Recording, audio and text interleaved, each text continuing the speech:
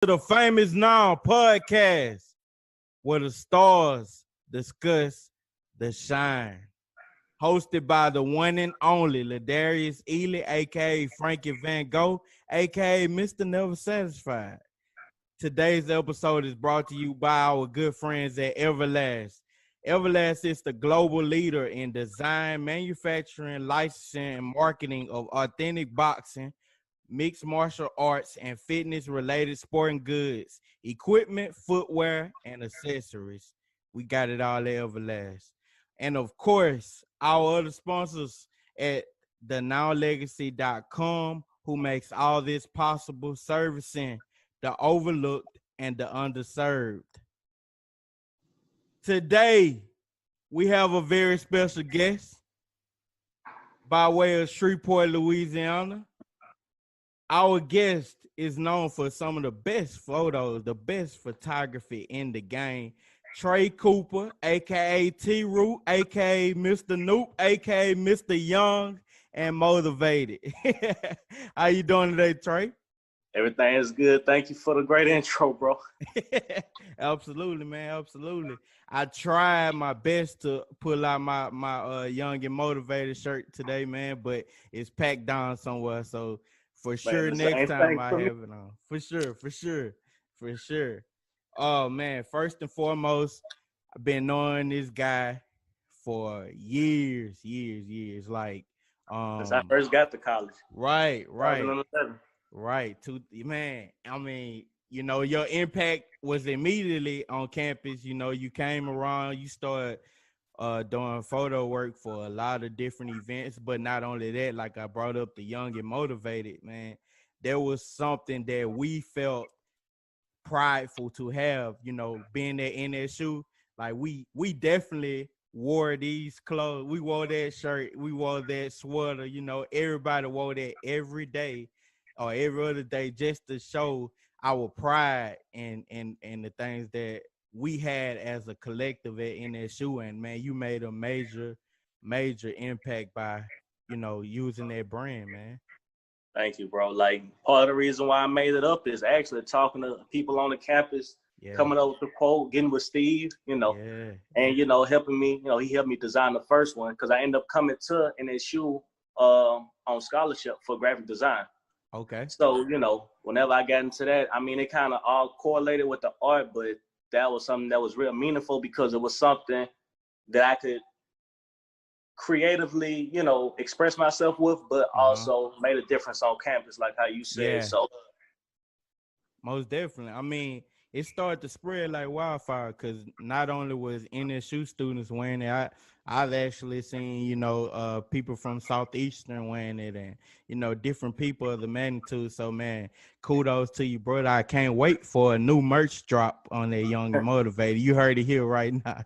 The Famous Now podcast. We trying to get it, y'all. Now, T-Roo, what we do here, we like to get inside the minds of the talent, the artist, the person that's on the other end of this interview. And like I said, I know you for quite some time. So what I'm going to do is step aside as the person that knows you, but step inside of the person that's interviewing you as if I'm not a fan, but I'm trying to grow into being a fan. Because I'm a fan, but I can't say that right now because I want to be rare, like very, very inclusive on what we're talking about. So to begin, I would like to know where are you from originally? Shreveport, pretty much Pines Road and Stoner Hill. I had both my grandparents in both neighborhoods, and both of them really raised me. So really, spend 2 or 3 weekends, weeks on the hill, then about a week or two in Pines, so. Yeah. A little bit everywhere. Yeah, Shreveport though. Shreveport. And which you went to which high school? Shreve, okay. But Career Center, that's what saved me. That's what did it for me. Okay, for sure.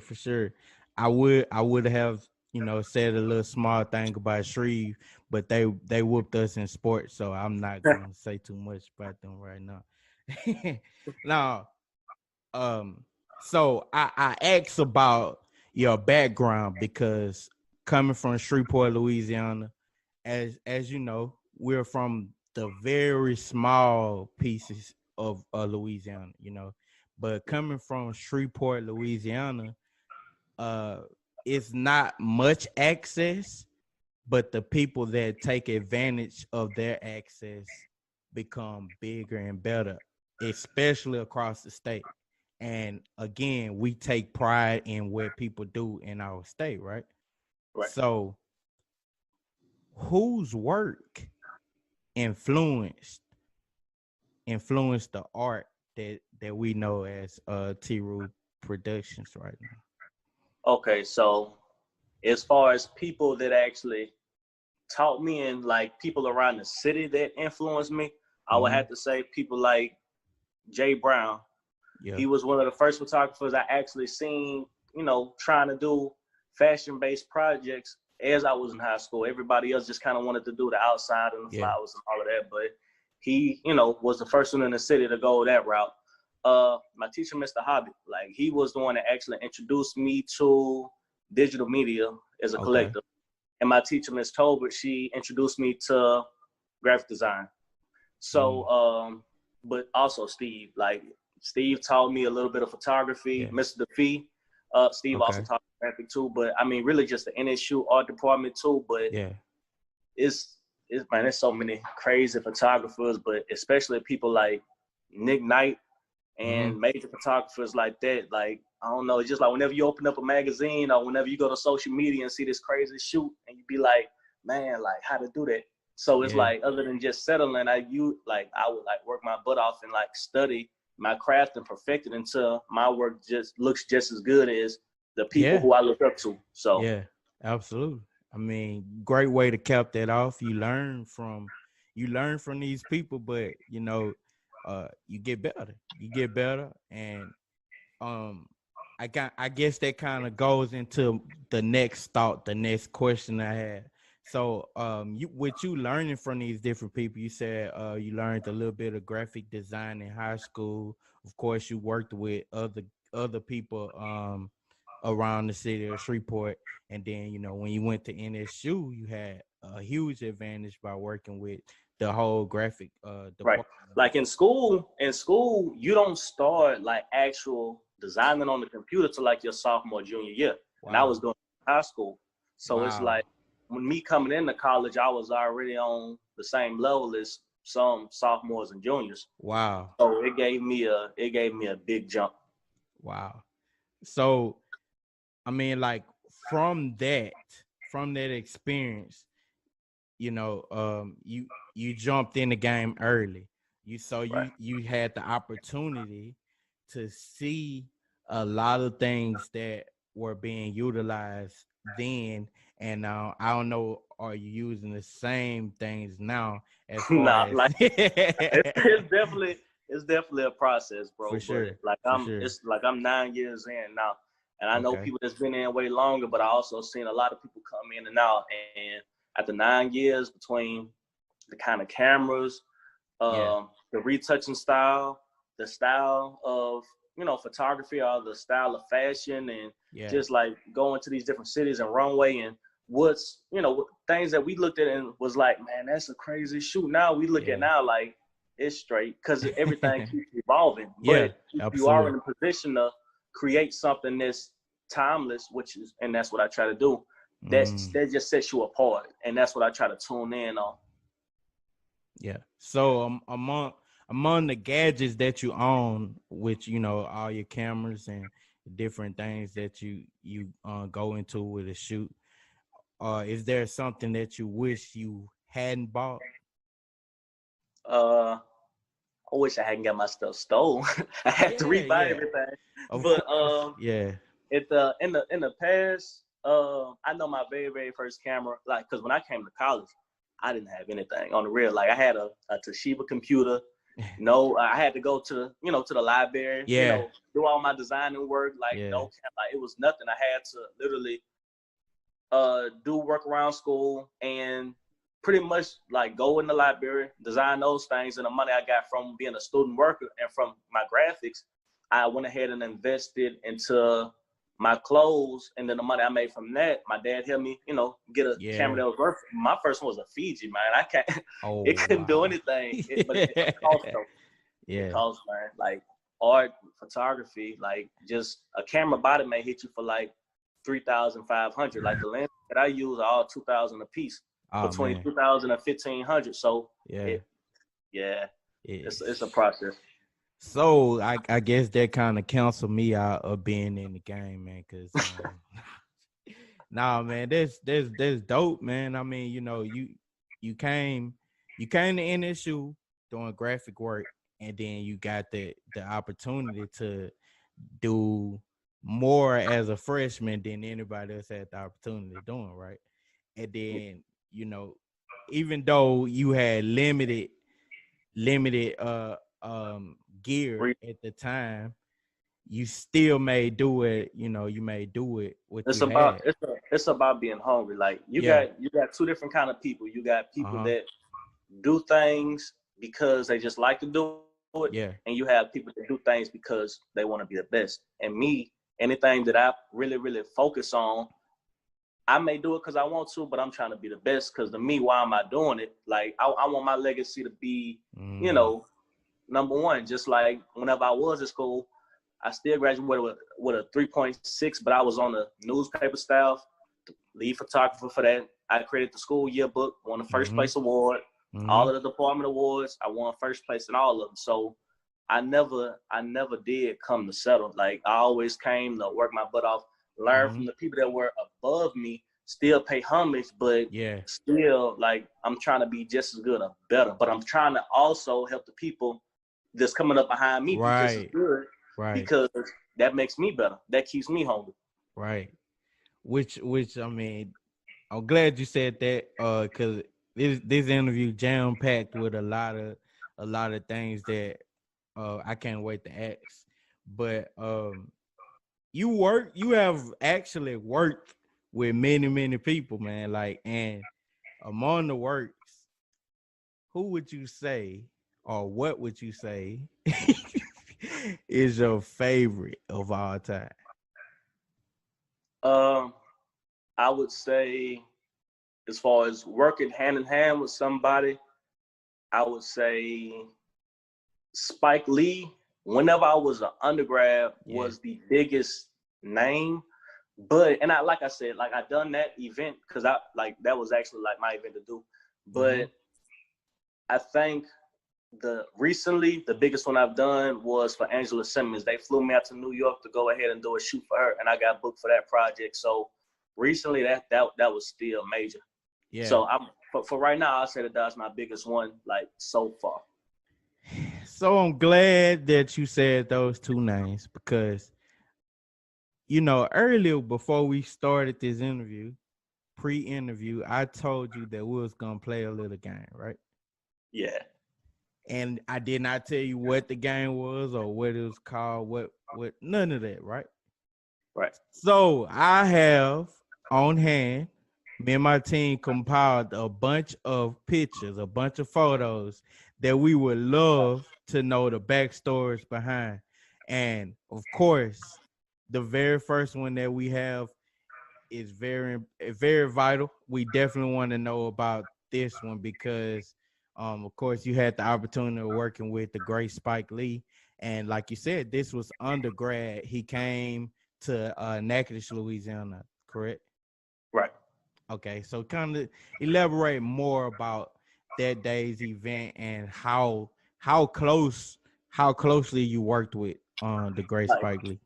Like hand in hand, like I know whenever he first came in, because he didn't just come in, but he kind of sat in the front part, and I was just taking a picture because it was for the Boys and Girls Club. Yeah. So my teacher in the art department was like, "Hey Trey, Spike Lee's coming to town," and I was like, what? So I made sure, like I said, like I was always hungry. Like my biggest problem back then was it wasn't like, partying and all of that stuff too much. My major problem was I worked too much. So like when I say I literally hawked down the lady over the Boys and Girls Club and made sure I was the person to do that event. Yeah. Like I may, sometimes like everybody's talking about, make sure it's paid. But like sometimes you got to make them sacrifices and just put yourself in position. And that was one of my first major opportunities to do that. And I took advantage of it. He's a great dude, gave a great speech. And I mean, it's not too many times you could say that you worked the Spike Lee event. Right. That was in the negative, newspaper and everything. So, I mean, I was extremely grateful for that opportunity, but that was the start of me working with major names. Correct. And one major name which you mentioned earlier was definitely Miss Angela Simmons, as you see here, your photography work. So this was actually in New York. That was in New York. That was earlier this year. And the story what that is, I work for the Hair Boutique. I'm one of her photographers. So pretty much they were like, what's crazy is I was actually supposed to be in Phoenix that weekend. Okay. And this is when Corona, I'm talking about, first happened. So before it got bad, and I think around like DC, they had some people like in DC that were supposed to be there and they ended up getting sick. So they end up canceling that for my job. Okay. And that same exact weekend is a weekend that they was trying to fly me out to New York. So after that got canceled, I ended up going to New York. And, we picked out D, which is over the Hair Boutique. Okay. And we went ahead and went and done the jump, man. We went to New York, picked out everything, got everything set up, and, man, just put in a lot of work. I know, I think his IG name is I Am Diddy, but he was a stylist. The crazy thing about that is 2 outfits that they end up pulling for Angela Simmons shoots. 2 of those stylists were from Shreveport, and that's crazy. Wow. Black stylists, Pink Lucy, and I think the other guy named is Steven. But yeah, those 2 designers, I think they're stationed in Dallas right now. But it's crazy whenever you go to a photo shoot for a celebrity and they start pulling and you see 2 people in your hometown. Right. Their work. So it was a crazy dope, man. That's dope. Super dope. And with your experiences all over the world, as I get to say that, man, my guy been all over the world now. With your experiences, you definitely ran into a lot of different people that we actually love, and they are seen all over the world, seen on TV, different things of the sorts. But I definitely want to know the story behind this one specifically. You got to speak with the great, your mentor, correct? Yes, like your icon. That is definitely number one. I mean, and best believe people like Jay Prince, for sure. People like Nipsey, people like Jay-Z, like like the entrepreneur mind frame, like is very, very, very essential for me. But this man, to accomplish everything that he's done, and still, and then not to also mention that, but actual making contracts for rappers where they can actually keep their royalties, and just all the stuff that he invests in, and starting leagues and having his chips in stores, and like that was major for me. But I was on Facebook and I was on one of my friends' page, and they said that Master P was in town. So I hit him up at the news station, but I knew by the time I would have got there, he wasn't gonna be there no more. So I'm pretty connected. So I made a few phone calls and I found out he was gonna be later on that day. Yeah. And when I say I was there, and I wasn't leaving until I got a picture with him. But I mean, I talked to him a little bit, but like just be able to meet Master P, and not to mention like the same year I met Master P, I also met Jay Prince. For sure. And matter of fact, the same day I met Master P, I met Walker that same day. So it's it's been a lot. Man, I mean, it's pretty dope to see somebody that that started right there in his shoe with us, and you know, to see the work that you do, that you putting in on a daily basis is major, man. It's major and means a lot to people that you don't realize that, you know. So man, keep the grind. Of course, man. We're happy to see you rubbing shoulders with celebrities, but most definitely, man, I'm happy to see photos like this. What you think about this one, man? Man, that's my nephew, man. Like, man, like, whenever he was born and everything, like my brother wasn't, you know, in Shreveport, so I never knew when I was going to end up seeing him. Okay. But I think that was like my first day, like seeing him. His name is Legend. But yeah, that's man. You know, I treat him like he my own, man. I take it like that's my son. So that's dope. Yeah, you know, that's my heart. That's dope, man. It's dope. I mean, you know, speaking of your heart, you got some other thing that you like to say that's in your heart, and it kind of started with a certain land that certain people go to. Kind of tell us about Kelper Land. Man, I had to wait so long. Hey, man, these organizations stay like man. I had to, man, like, so I was yeah, man. Freshman year came in, didn't really know, you know, what direction I wanted to go to. But, you know, end up, you know, about sophomore year, I don't know, like in SU, even though I made the decision that I did, all like everybody showed me love. Like just like Robert Guidry, like I'm in his wedding, and like he was in, like it's just a lot of stuff that happened over those years. So even though I decided to make my decision, you know, for my own reasons, and that's because that's what I wanted. But it's I don't know. I don't look at it as divided as a lot of other people do. Like no. We all I look at y'all just like my brothers too. Yeah. But I just feel like, you know, when it came down to this was more fitting for me, my personality, how I wanted to carry myself, and also a lot of the noops that I was like consistently working with and rubbing shoulders with. It was like it was a family, but it was a business decision too. And just like Kendrick Ferris, like he's an Olympian and he's from Stony Hill, you know, just with me, and he's also a noob too. So it's like not Hollis Conway.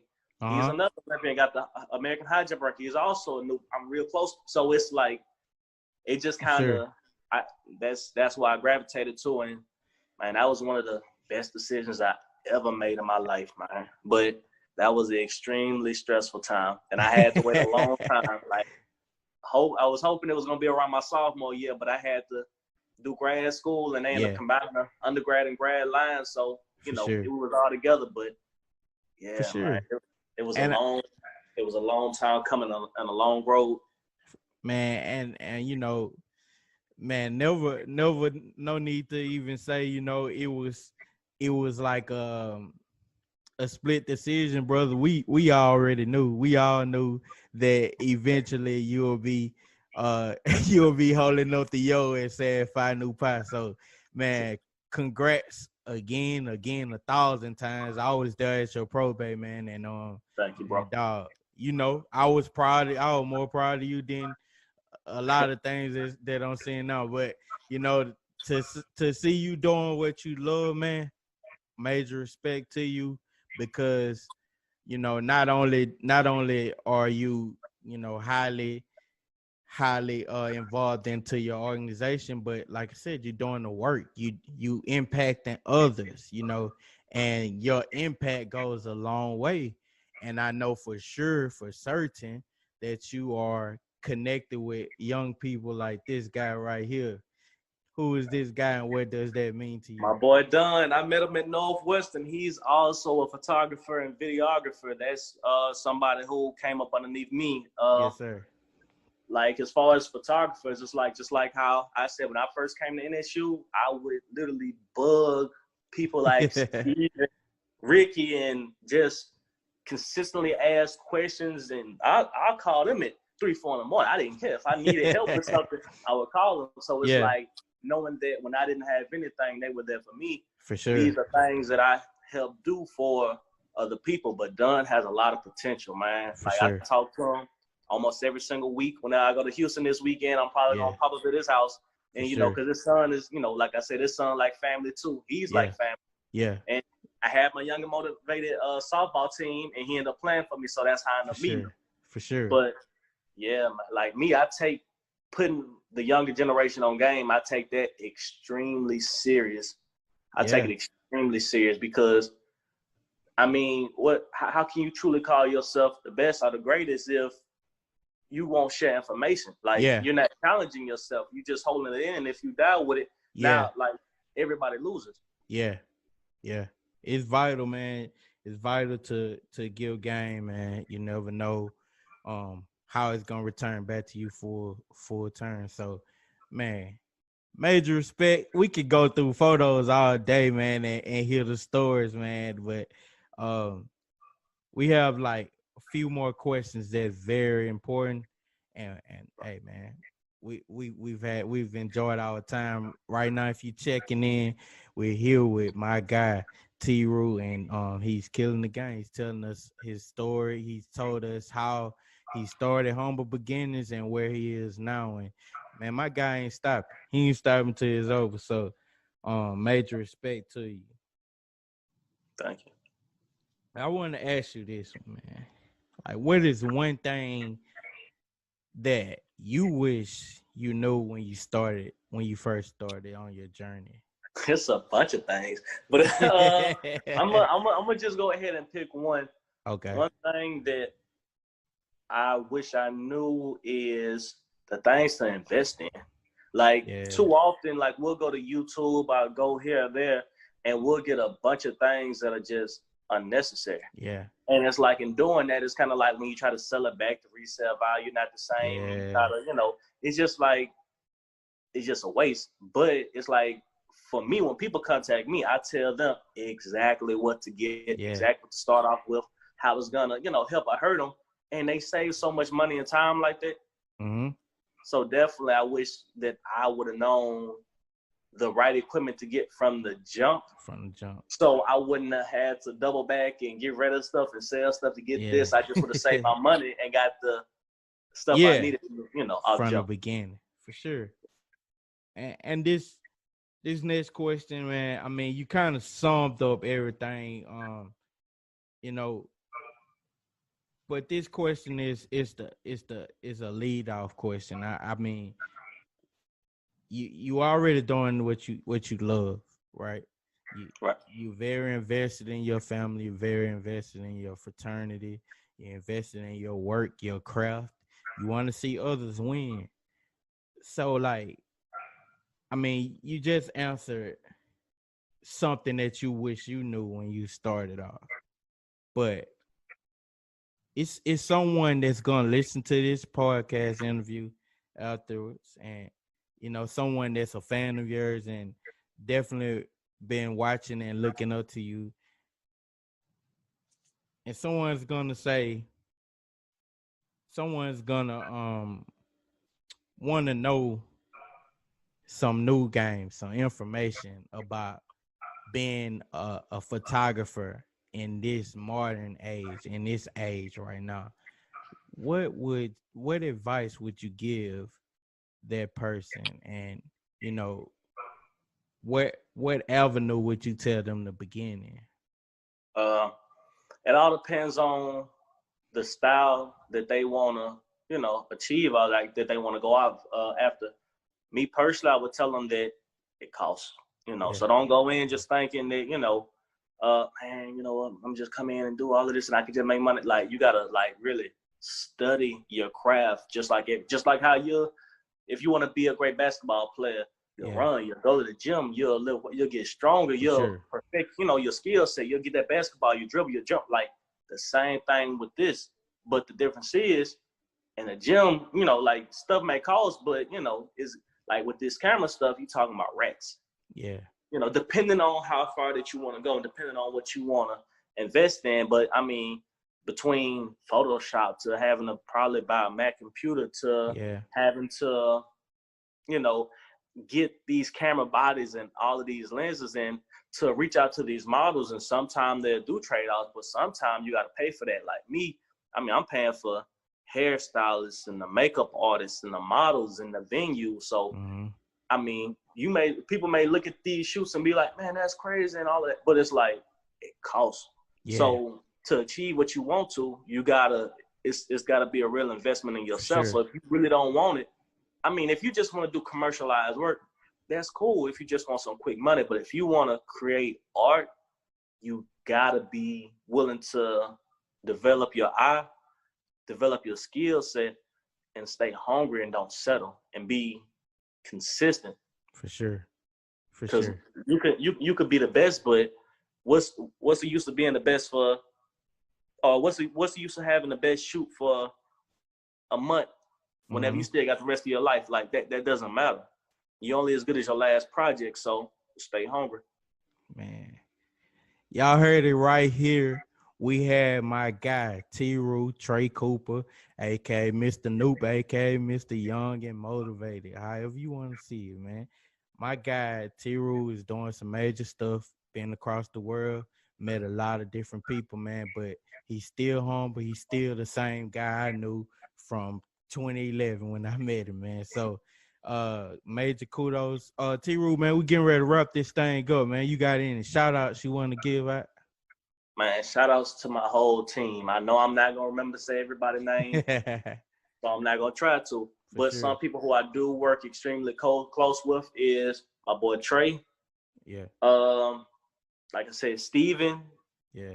Ricky, Brandon, because I know, like, as far as teaching me what I needed to, Miss Havoc, Miss Tolbert, yeah. Let me go ahead and say that. And before all of that, let me say thank God for the opportunity to do everything. For sure. So before all of that, but, people like Araya, Gabby, people even going back, people like Ashley and Terry, just like Jazz, like I said, it's too many people to just name everybody. But I definitely want to say, if you are part of my in-house team, thank you.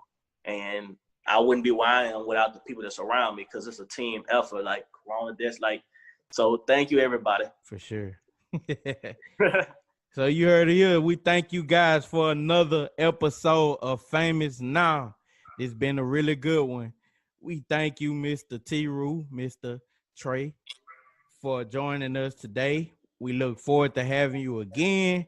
We're proud of all the work that you putting in the communities and across the world, man. And before we sign out, we must say, arrest the officers that killed Breonna Taylor. Definitely.